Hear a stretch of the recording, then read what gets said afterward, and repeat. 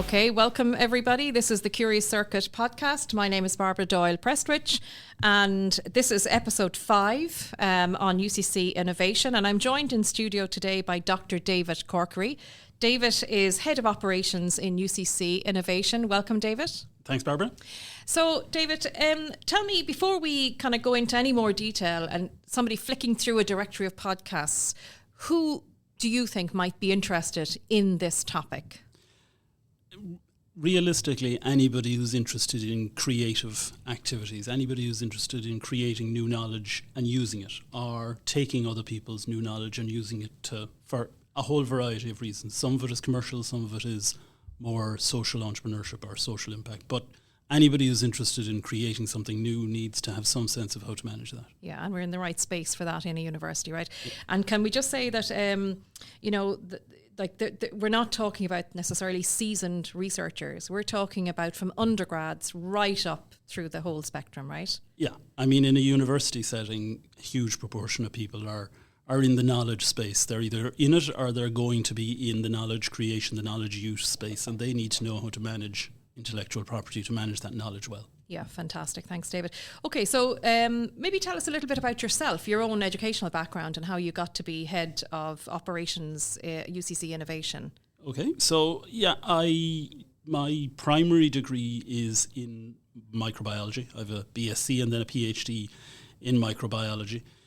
From numbers of years ago, I'd say bacteria have evolved since, but I moved then to Belgium on a Marie Curie scholarship to the Catholic University of Leuven and spent about 3 years there.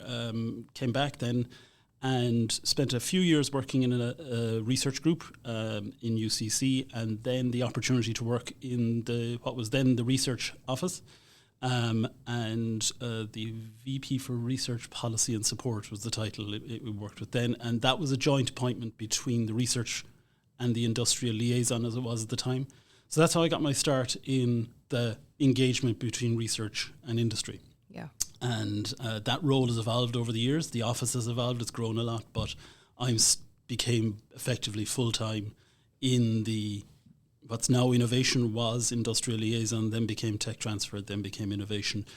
About 2005, 2006, I took a full-time post there and stepped away from the research admin side. Yeah, okay, so that's over 20 years ago. So we've seen big changes across the university in the space of 20 years. That's brilliant. And I suppose, David, given your background as a researcher, and you said a Marie Curie fellow as well, you're ideally situated to understand the landscape from that kind of background, from a research background. It helps to have an understanding of what researchers are facing when they're doing their work. Yeah, definitely. So I would describe you as a broker. Would I be right in saying that, between the research community and the commercial sector? Yeah, that's a reasonable one. It's translation is often a word used as well, but yeah, it's to capture the IP with the researchers and look to see if we can find somebody to take it. So yeah, broker isn't a bad term for it. Yeah.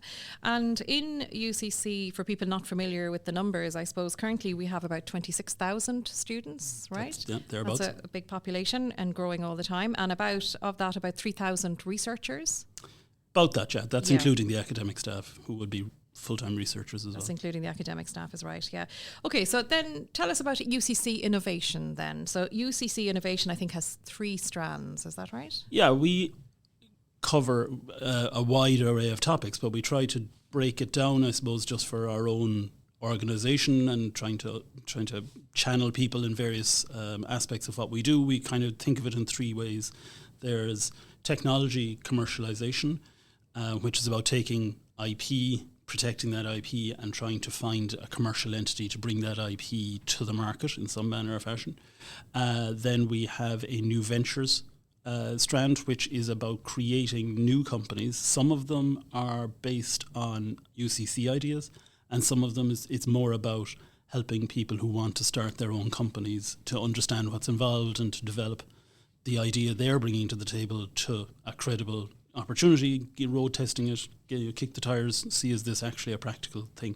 So that's the new ventures side. And then the last part, we're developing a business engagement component to what we do. At the moment, a lot of that is in managing a consultancy service for the academic community to help them bring their expertise rather than new ideas. It's, the people, the academic community in UCC are some of the most significant experts in their space internationally, and to have that available to companies is a major benefit to the companies in the region and the companies internationally. Mm-hmm. But we want to make sure that academics are spending their time using their expertise, and so all the other aspects of a commercial relationship between UCC and the companies is what the managed consultancy service is about doing. So that academics focus on their expertise, and we bring our commercial expertise to the table to help bring those consultancies to reality. Yeah, brilliant. And we'll come back to talking about maybe a directory of experts or how companies can get in touch and etc. Okay, if we talk about, say, the common currency for researchers, and as a researcher myself, when I think about research, I think about publications. That's the common currency, right, of peer-reviewed publications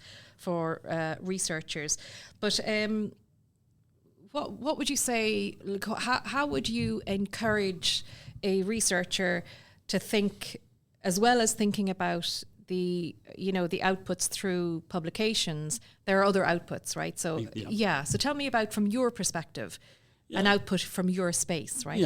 I suppose the key thing that anybody working in tech transfer, anybody working in innovation in a university setting, is everything that the university can achieve is based on the excellence of the research. So that a key driver for that is the peer-reviewed publication and the kind of norm publication driver for that discipline area. That's the key thing. So it's counterproductive for the idea that innovation wants to stop publication, because there may be the very odd short-term reason, but basically it's as important to us and as part of the university that's what happens. So that's the opening part to that. Then the other component then is intellectual property can be captured and protected reasonably quickly, as long as people have the thinking in their heads as they're going along, is there something here? Now that's pretty much all they have to do. After that, they can engage with our office and we'll help to describe the IP, we'll help to explain what to do with it and how we're going to try and find a way of creating impact with it. The kinds of impacts, as I mentioned, tech going to new companies, tech going to existing companies, tech going to research partners, that's a lot of it. There's also, and this applies quite a bit in the humanities and business space, where people come up with new protocols, people come up with new ways of doing things, and those are captured and protected primarily through copyright and our trademarks, where it's quite clear this is an idea with a name, and that way we can get those ideas out into the public domain. But it's all about building on a research foundation that is excellent, and so I'm always very concerned that the sense of it's an either or, as opposed to no, these need to be done together. Mm-hmm. The only caveat is around patenting, and this is a bit technical now, so pull me up if I'm going too far down the rabbit hole, but you can't patent something that's already in the public domain. However it got there, if it's in the public domain, you can't really patent it. There are some exceptions, but basically you can't. Mm-hmm. And so if you're going to publish your idea, talk to us first. Yeah. And we can see what the opportunity is and whether protecting the IP is a good idea. Yeah. If you're working with research partners that are industry, they'll expect that kind of thinking to have happened. They won't want their ideas that they've funded going out into the public domain without having had the opportunity at least to think about it. Yeah. And so it's a good idea to just, okay, let's take a pause here now. Should we patent this before we publish? Yeah. And the earlier you get that question answered, the less impact, if any, that it'll have in your publication plans. Yeah. And in my experience in this space, David, that's a discussion that happens right at the outset, right? It doesn't happen at the end when there is something there. Yeah. It's almost as much of a mindset as you're doing the research as it is a box at the end of your things to have done before I publish. Most checklist. Definitely. How would you say this is valuable to, say, in terms of career benefit to a researcher's career? What would you say there?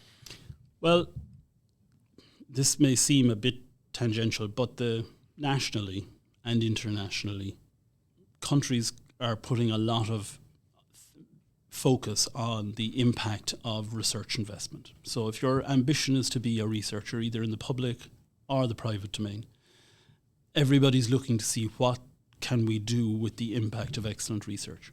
And they will look for what would be referred to as, I suppose, innovation KPIs, key performance indicators around innovation.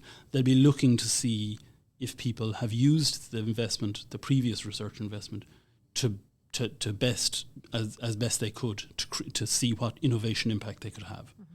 And so if you want to maximize your chances of getting a wide array of research investment sources, then you need to bear in mind the government is funding agencies, and the agencies need to follow the government's drive towards innovation. Yeah. So the national strategy at the moment, which is Impact 2025 or some title like that, that strategy has very specific, there are one of 5 key things, and one of them is innovation coming from third level into companies, SMEs and large companies. It's one of the key expectations of the national research strategy. Yeah. So if you want money from people who are running to that strategy, it's worth bearing this in mind. Yeah, I think you're right, David. From any of the grants I've put in recently, impact is right at the top in terms of what impact will your research have, and under a multitude of headings. So I think that's critical, is right. Yeah. So we are a university, as we know, and a university, I think, should have a balance between basic and applied research. Mm-hmm. Okay, so sometimes I know myself from discussions that there's this kind of pull between basic, or is this kind of perception that there's a kind of, there's an imbalance sometimes between the basic and applied research. What would you say to that? Yeah. I mean, we're talking about impact, we're talking about, feeding into SMEs, so that's applied research. Yeah, it is. I suppose, this will vary very much from discipline to discipline, so there is that issue. But to my mind, applied research is applying knowledge that's been created. Now, that tends to be created from more fundamental research, basic research, basically. And it's neither, I suppose people will argue the point about whether one or the other is more valuable, more impactful. It does somehow come back to my point about if you're not excellent, people won't invest. So to be excellent, you need to develop those basic foundational research elements to your portfolio of output. And it's really a bit of a false choice. I've heard it a lot. Over the years, people are, particularly funding agencies, can speak a lot about this isn't a real thing. I think that's probably a bit unlikely. I mean, there is some stuff that is very basic, very fundamental research that it's going to be very hard to engage any commercial entity in. But that doesn't, like the I was reading this morning the Nobel Prize for Medicine. It was Sonoma Biotherapeutics is the name of the company that one of the winners is head of, or one of the senior people in that he founded. So the very best researchers are involved in both basic and applied, and there's it's the two are important. They dovetail, but I think it's tricky to say they don't exist, which can sometimes be the... Yeah, but I agree. Both are really important because basic research can lead to unexpected discoveries as well, right? And absolutely. Is the foundation for applied research. Okay, great. So in terms of the innovation, and this is my own kind of maybe lack of knowledge in this space, but because I'm a scientist, when I think of innovation or your office, the work you do, I immediately go to kind of the STEM area, right? But that's not quite true. So let's go back a little bit. So in UCC, we have 4 colleges, right? One of the colleges that I am a member of would be CEFS, so science, engineering and food science. But we have 3 other colleges. And so tell me then, the ideas come from across the board, right across the university. So can you speak to that a little bit? Yeah. So our office fields IP from across all 4 colleges. Traditionally, so it's a very potted history of tech transfer is that it came from America after the war, World War II, when there was a man by the name of Vannevar Bush. I think he was Secretary for Commerce or Defence or something. But anyway, he pushed hard for all of this investment they were putting into defence and research needed to do something. And so he started this idea. Now, the areas that became the first port of call primarily were medicine and tech. Mm-hmm. But as the universities became empowered to do this themselves, they've looked at a much broader range because they have, peers across the entire research disciplines. Yeah. And so in UCC, we've been very fortunate that we have a couple of really interesting examples where we've, a company, our researchers have come to us and they've had ideas. I mean, I in the last 2 years now, we established a company out of the School of Education, which was around a research program that was developed to create, I don't know exactly how to describe it, a module, a paradigm for positive education that a former teacher, I think at this stage probably former teacher, came to UCC with the kind of the generality of the idea, got some funding for a research program, and then developed this idea, was able to say, this is the structure of the idea, this is how we can protect it, and they took that idea and they've now established a company that's delivering that to schools across the region and beyond. So that's, a very specific example, but it is, nobody would have said you're harvesting ideas from School of Education would be the obvious.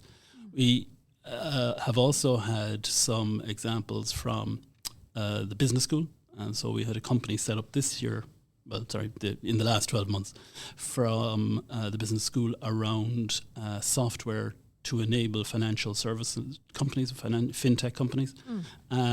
And that's got up and running now, and there's an external CEO, but that's built on research been undertaken here in the Cub School.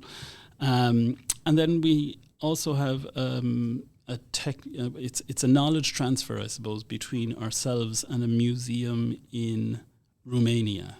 And the museum's focus is around, in an exhibit that's built on UCC's curated and put together artifacts around communist, Middle Europe communist history that we have licensed from the School of Religion. James Capallo is the man who put it together, and that's now been licensed out to museums. So they're places we were very anxious that people understand that, okay, making a tech, a widget, something, and patenting it and licensing that to a company is very important. It is, but it isn't the totality of it. As you say, there can be a sense that that's where it begins and ends. For the universities going forward, there will be a sense of there's knowledge transfer opportunities all across the university. How are we best taking advantage of them? How are we serving that community effectively as well? That's super, actually, yeah.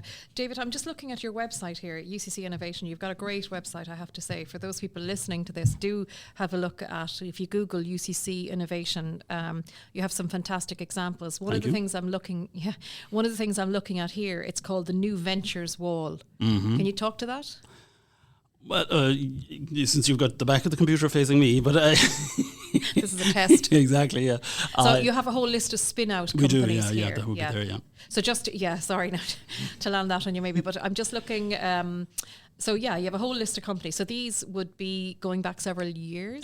So so most years we'll have new companies that are based on technologies that the university research activity have created, and we protect that usually through patenting, not always, but usually through patenting, and then we license that into a new company. And those new ventures, those spin-outs, there are about 30 odd of those that are still active. Obviously, when you establish a new company, there's going to be an attrition rate for a whole variety of reasons, but there are about 30 companies on the go that are based on that. Last year we launched there were 3 new companies launched with our support and our IP, and this year we have another 3 already, and we're looking to get more out the door, which we think are ready for exposure to the market, and the people that are running those companies also think there's an opportunity there. So I'm just trying to think really of some examples off the top of my head. Let me just, seeing as you just said the back, my laptop, the back of it is facing, so I'm actually looking at the screen here. So I see one that I saw in the news recently was Provastec. Yeah. And Provastec, do you want to? So Provastec is out of this is dangerous territory now because I'm not the case manager for this, so I don't know the tech as well. But Provastec is out of the School of Medicine and the College of Medicine and Health, and it is around vascular health and some new cell therapy that we have developed here after quite a bit of work. Noel Caplice was the main driver for this, and he was very doggedly determined to get this out there. And that's, there are a lot of researchers that really are very passionate about getting their ideas out there. It's great to work with them. There are times, obviously, where we're not agreeing with the exact approach that they're looking at, but they're great to work with, and they really want to see what they've done get to, in his case, patients. That's he's a surgeon, I think, by training, and he wants his patients to have access to this. So fantastic. So just for our listeners, that involves a new blood flow treatment product. So fantastic. But if people are interested in having a look at the new, what did we call it there? The new ventures wall. Yeah. There's an amazing list of companies there, and I also see a heading for alumni.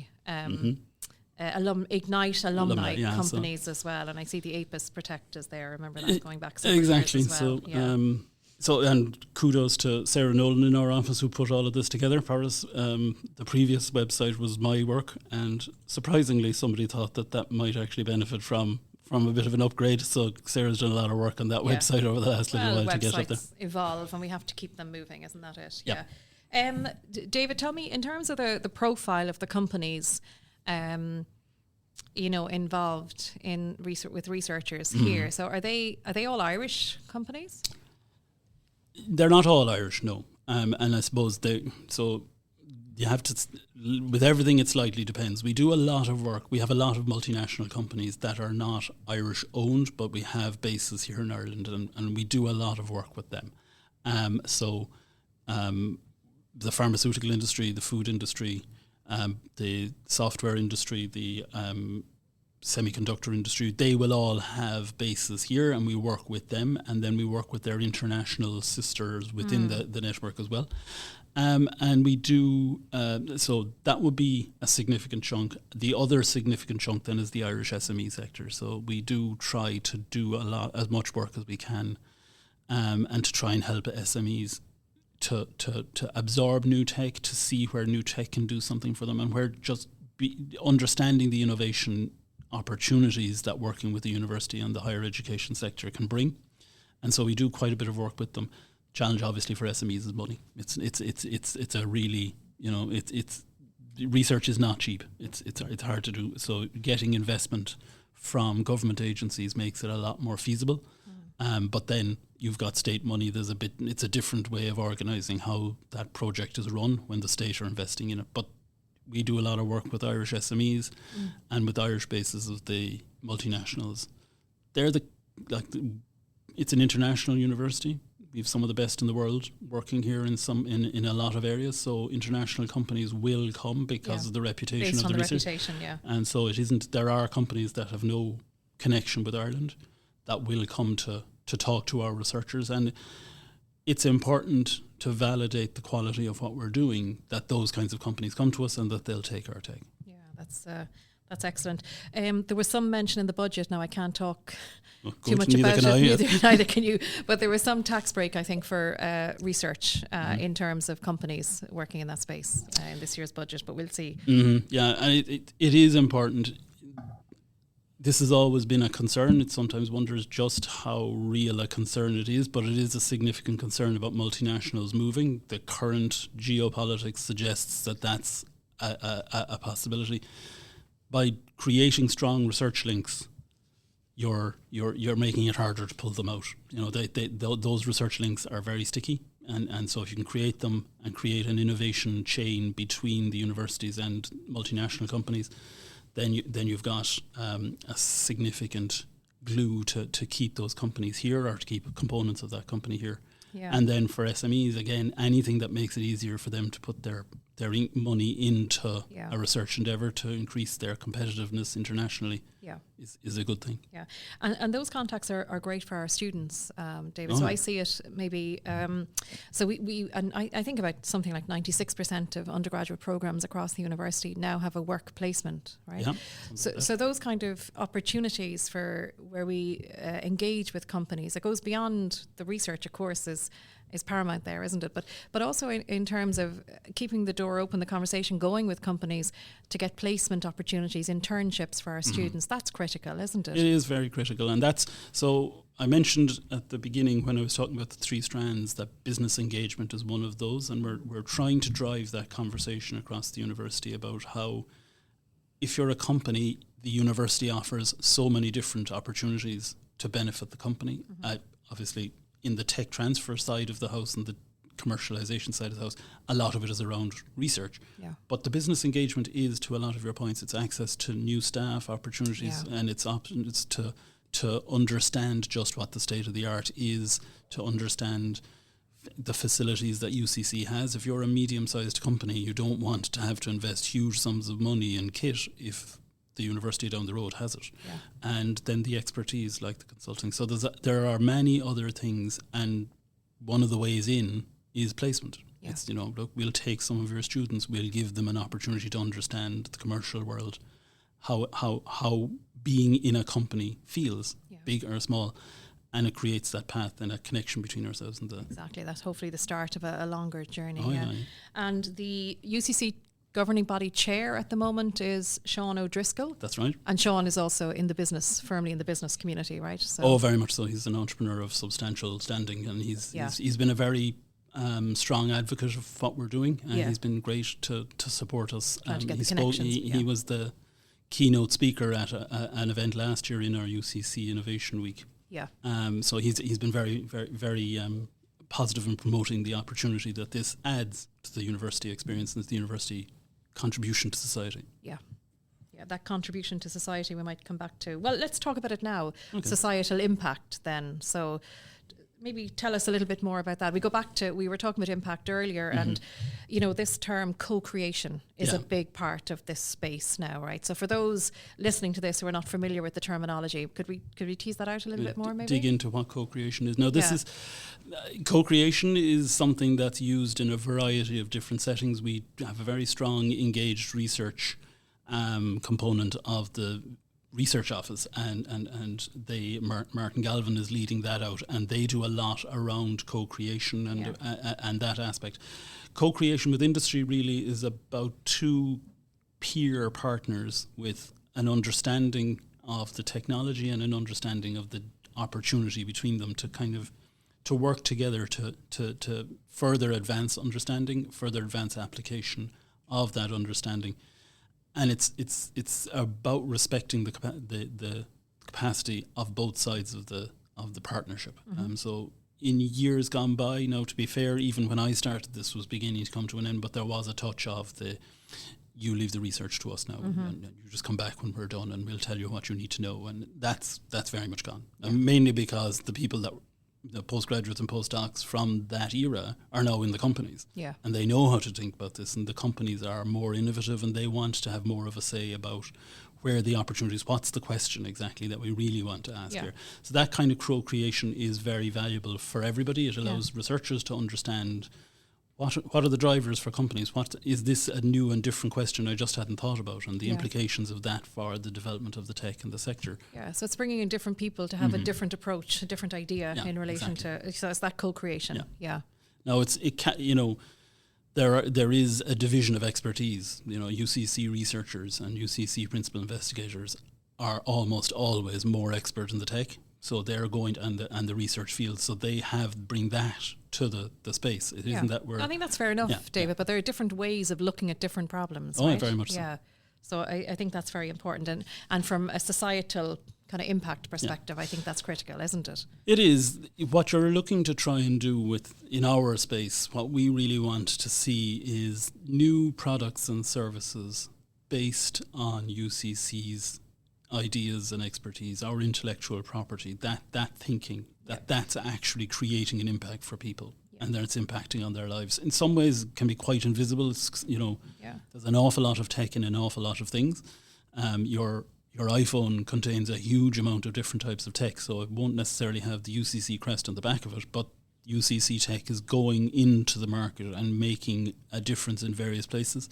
And then, as I mentioned, with, say, the Well Schools company, that's an expertise and an idea that we're bringing that's impacting on the education opportunity of different children across Ireland.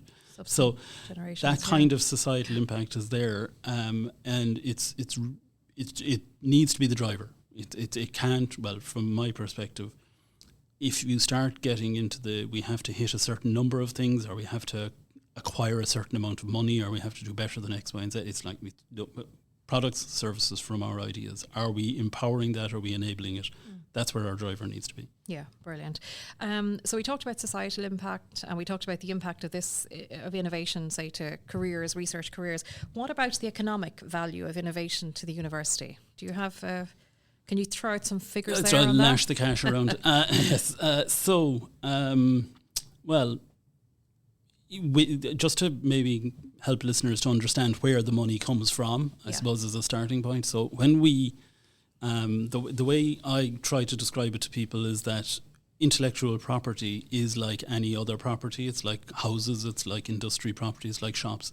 You need to create some agreement for somebody else to use it.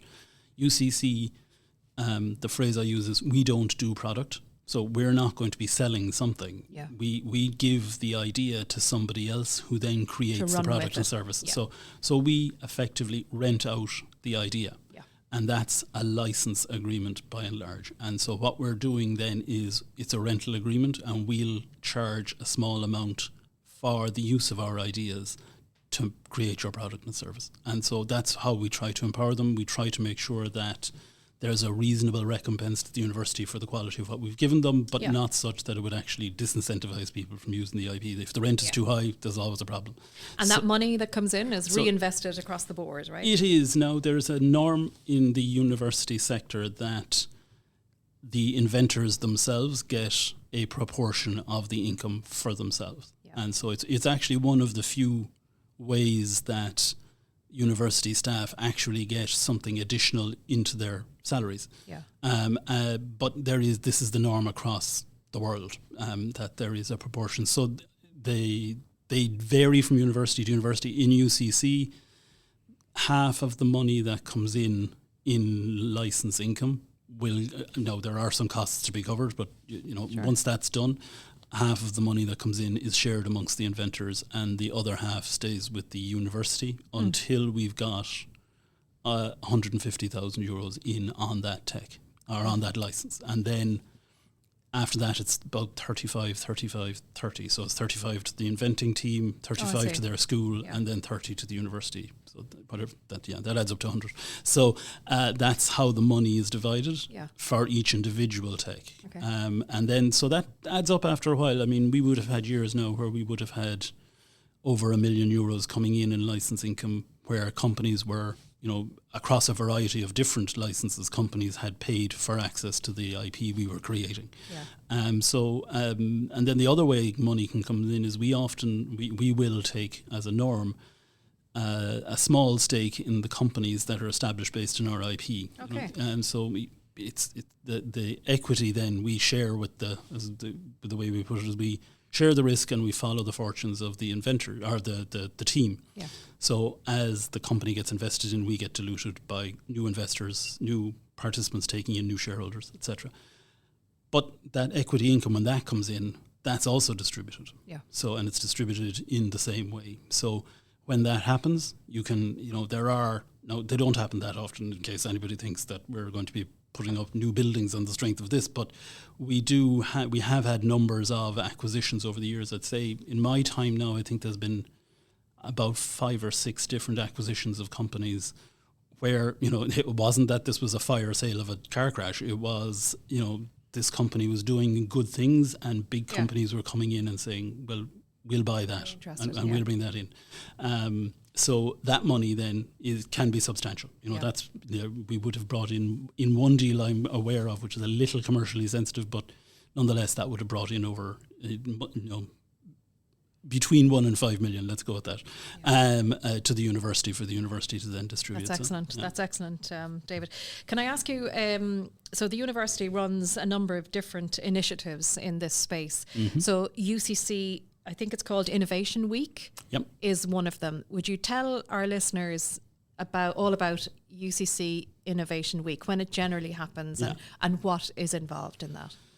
So UCC Innovation Week is usually in and around the Easter break. So I'm trying to remember, we've had debates over the years about whether it is better to have it before the break or during it, because researchers are freer because they have less teaching load, but unfortunately every undergraduate is out the door doing their study for their exams. So, but it's in and around that period that we tend to have the Innovation Week. And what we're looking to do really is to highlight and promote innovation in general, and to showcase what we've done, to showcase to the people in the community, both the stakeholders that are the academic staff, the research staff, but also the people outside the university. This is what we've done. This is where the opportunities are. This is how we can help you to make impact, and this is how we can create impact together for the society around us.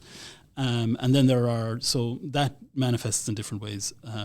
So sorry to cut across you. Do you have companies coming in exhibiting, or how does that? So what we would primarily have is the companies that will be in. So our spin-out companies and our startup companies would have opportunities to showcase what they're about. Sure. And sometimes that's just for the general public. Sometimes what we've done on a number of occasions now is we've brought in investors and given them the opportunity to just see what these companies are about. Sometimes it's a very early exposure to a general idea somebody has that they think there's an opportunity with. And sometimes it's a company that's already out and is actively looking for investment. And so we'd have 6 or 7 different investment houses coming in and listening to these and giving feedback. So it's not Dragon's Den where it's there's a big pile of cash beside them, but it's very helpful for people to have that first brush with the investment community. Yeah, sounds great. Almost all of the companies that, if you're a deep tech company of any substance, you're going to need investment before you have a product or service, and who's going to give you that money. And so understanding how they think, understanding what questions they have when they're looking at opportunities is very valuable. And the earlier you get that exposure, it is terrifying for people. There's no point in telling them it'll be fine and look, they're all here to help and all that. People walk in, and some of the most grizzled senior people that I've seen in the university are quaking at the knees at this place, and you can keep telling them it'll be fine. It's going to be fine, and it is. And they say, it was fine. A big occasion, yeah. But so it is. But it's very valuable for them, and it's valuable for the investors, and then for the ecosystem because of that connection. Yeah, that's a fantastic initiative. So that's now in its, what is it? It's I think it'll be a third year now this year, third or fourth. Year. Yeah. And do you get big attendance? For some of them, we have usually a couple of events. I mentioned the chair of the governing body speaking last year, Sean and that pretty much filled up the De Vere Hall, which would be. Oh wow! Okay. So I'm trying to think now of the numbers that would hold, but that's where people do their graduation, so the numbers are significant enough. Big room. So, and then there are others like those investment ones, which are much tighter. We're not going to have the whole world coming in to have a listen. So, and then we often have what we do like to have is some event that's obviously for people who are not currently or haven't got experience in it, and so that's more of a listening and a questions and answers session, and sometimes they can be very well attended. Where we have an entrepreneurs in residence program, so we've got 5 or 6 across the university. We've got 5 or 6 entrepreneurs that they've walked the walk. They've been in the university system. They've come out. They've got their companies. They've been successful with those companies, and they're now looking to actively give back to the community. Oh, brilliant! And so when they come and talk, you can get good audiences for those because first of all, they're actually very interesting people to listen to anyway, but they kind of bring some reality to this. And look, here is my example. Here's my experience. Here's what this looks like once you leave. Yeah. This is what it looks like if you don't leave. And we would expect that if people want to leave with the company, that's fine, but there's no expectation that people, I have a company idea, but I don't want to tell anybody because they might expect me to go with it. That's not the case. And so these entrepreneurs are very good at explaining how this happens and how you can still get a huge benefit out of it, even if you don't leave with the company, as they say. Yeah, that's brilliant. Those entrepreneurs in residence, are they all alumni? Some of them are. Some of them are. Some of them. There's at least 1 or 2 aren't. Yeah. But I think 4 of them are. So again, great. Because they want to give back to UCC. Exactly, which is brilliant. Great role models and mentoring opportunities there. I just want to mention one undergraduate that I would be familiar with. I supervised his final year research project in fourth year last year. This young guy's name is Sean O'Sullivan, and Sean has a business called Lion's Reign. So he looks at the lion's mane mushroom, and I think that business is down in Kerry. And the reason I'm mentioning Sean there now is that Sean benefited, he told me, hugely from your office, and from particularly, I think it's the IGNITE programme. So again, as an undergraduate, I go back to talking about undergraduates again, huge opportunities for early stage, young people at the early stage of their careers, right? Yeah, absolutely. So, I mean, the IGNITE programme is it's a very major strand of a portfolio of activities to bring people in the university student body, exposure to the idea of innovation, the startups, spin-outs, entrepreneurship. They're kind of concepts, people have watched The Social Network, but the whole, how did I get from A to B, that's a bit of a dark mystery. And so we try to expose them to these things. And so throughout the year, we'll run events for students. Some of them will be very general conversations. Some of them will be quite, imagine this was your company. How would you do it? And then at the end, we have an IGNITE program. And the IGNITE program is for recent graduates. So it's when you've finished your journey, whether it's undergraduate or postgraduate, when you've finished your journey and you still want to go with your idea, well, then we have a 12-month placement in the UCC in the Western Gateway building. We've got an IGNITE room, and there's a group there selected. There's an interview process, and they come in and they get a lot of very active mentoring around their ideas, to kickstart their ideas, to become something more than just a thought at the edge of a cloud. And it's been very successful over the years. It's been running now for over a decade, and they've got an awful lot of alumni. You'll see them on the new venture wall, the IGNITE alumni.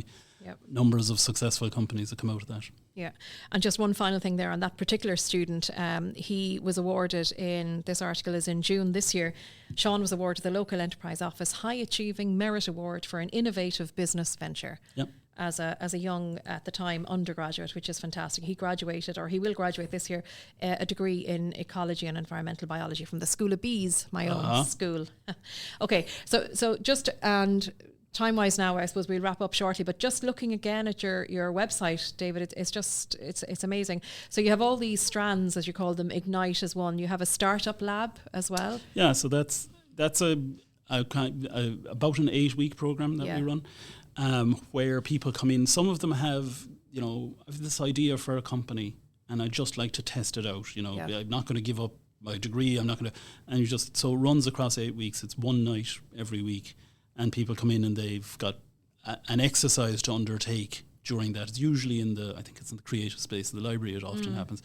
And there's a kind of, here's an exercise for you to do over the next hour or so about the market, or a question, to test out this, how credible is this idea? And you end up usually in groups and around an idea. And that runs, and it just allows people to really, okay, so this is how they think about it. It's not just, somebody goes, da-da, and the idea is there. There's a fairly structured thinking to move ideas forward, and so that's one of them. It probably rarely is da-da, as you say. Oh, very rarely. But when it is, I suppose it's magnificent. So is that from first year undergrad right up, or do they have to? If you're interested in this as an undergraduate, the New Ventures team run an email that you sign in for.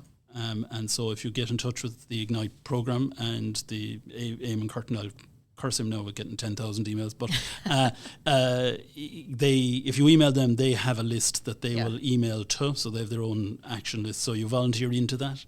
And if you're interested, get in touch, and then all of the various opportunities, you'll get to see them. But it's not going to be a mail shot to the entire university. No, sure. Okay, brilliant, David. And listen, we won't talk through each of the strands, there's quite a few of them, but I'll just read them out quickly here. There's another one called Ideas for Impact.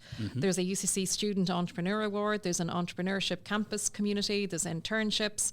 UCC Employee Agility Award. There's the Cork Innovation Scholarship, UCC IP Policy, and finally the SDGs Driven Entrepreneurship Education Initiatives. There's a whole a lot going on. Going on there. And again, people interested in this should just Google UCC Innovation. There's a great website there, deep dive in.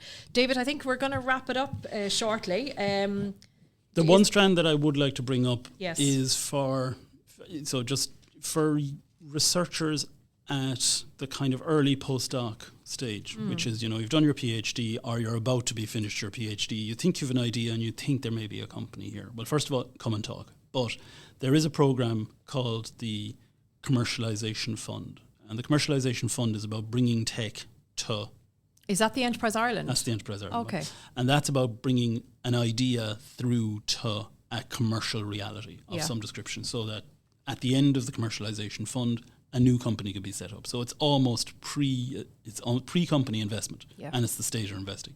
And we have a program called the Sprint program, which is designed to help you get through that Sprint program, to that ComFund. And if you're in the research at that kind of stage in your career, by the way, if you're a senior professor, you can apply too, but just, that community of just really interested in this space and they have some ideas and they're kind of going, okay, yeah, but I can't do anything. I'm not a professor. I'm not a this. That's one place where if you can get somebody to say, yeah, you can work here, Enterprise Ireland will fund you. And it's Brilliant. It's a great way of getting on the innovation and the funding ladder if you've got an idea that you think has legs. It's reasonably rigorous. They're giving plenty of money away, so they're not going to just hand it out. No, of course not, no. But so that's what our program... Sorry, David. That's the Sprint program. That's the Sprint program. Yeah, and that's on your website as well? That's on our website as Fantastic. So for anybody, you've just been saying there, postdocs or whoever are interested in that, it's right across the community, they might be able to email you, right? Absolutely. The Sprint program is run by Miriam Cronin, but basically write to UCC Innovation at ucc.ie with pretty much any query, and we'll do what we can around it. So that's the general email, UCC Innovation at ucc.ie, right? Exactly, yeah. Okay, I think, is that everything I was going to ask you about innovation? David, to finish up, companies listening to this, the best way to move forward, they're not sure, because we all know the websites, you can maybe find it difficult to get to the right thing you want to get to. So would they contact you as head of innovation at UCC? Well, I'm head of operations. Head of operations. The coup hasn't happened yet. No, so, head of operations.